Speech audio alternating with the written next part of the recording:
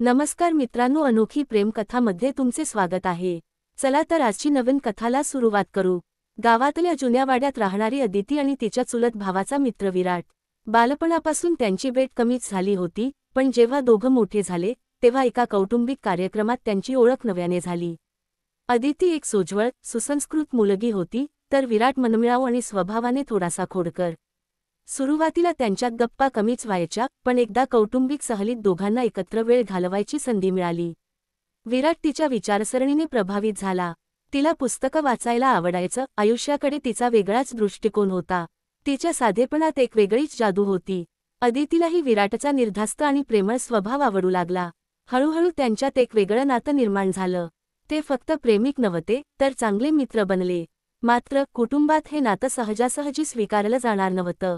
आपल्या घरातले आणि मित्राच्या घरातले असे नाते योग्य ठरणार नाही, असं अनेक जण म्हणायचे।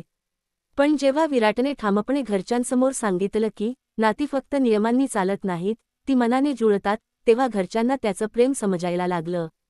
हळूहळू सर्वांच्या सहमतीने त्यांचं नातं अधिक दृढ झालं आणि शेवटी घरच्यांनीही हे नातं आनंदाने स्वीकारलं।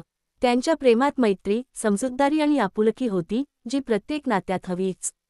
तात्पर्य: प्रेमाचं नातं केवळ रक्ताच्या नात्याने जुळत नाही, तर दोन हृदय एकत्र येऊन तयार होतं।